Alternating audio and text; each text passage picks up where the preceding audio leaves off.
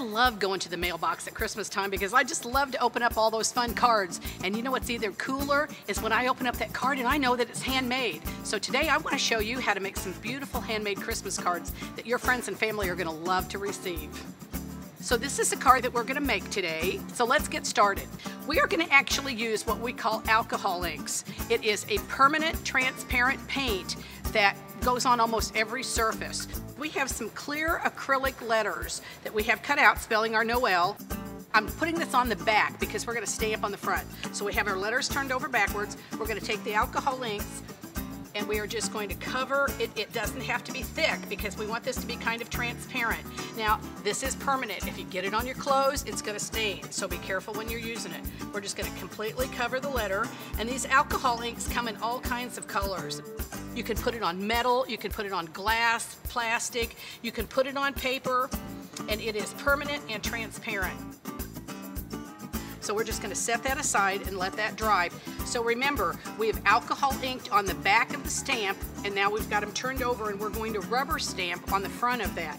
So I've chosen a music stamp that's a rather large stamp, and we're going to put the ink directly onto the stamp. Now I'm just using a black permanent ink that is a solvent ink. Now a lot of people stamp on their ink pads this way. On a big stamp like this, the best thing to do is to take your stamp pad in your hand and actually stamp onto your stamp, okay? You can kind of look and see that you've got all the ink on there. Now here's another little trick. When you rubber stamp on a stamp pad that's this big, or let's say you're coloring in a stamp pad, because you know you can color in your stamp pads with markers. Once you've done that, you think, wow, is the ink gonna be wet? You wanna go and you just wanna huff on the stamp, and what that does is it reactivates the ink. We've put our letters here all together so that we can make one stamp. Don't rock it, just press hard down on the stamp, pull it straight up. Now your letters are a little sticky, so they're gonna stick on here, but it's not a problem. You can just pull these off.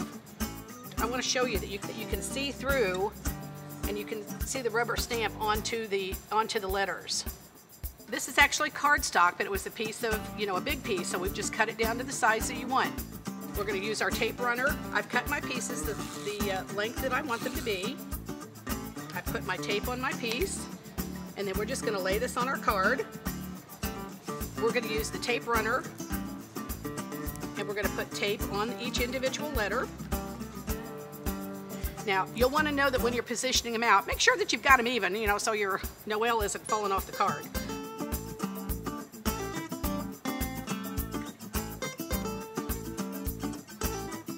So let's look at the card again that we're going to make. The little flowers that are on the side here are little Prima flowers, and they come in a little jar, and you can get them in the scrapbook department, and they're actually different petals.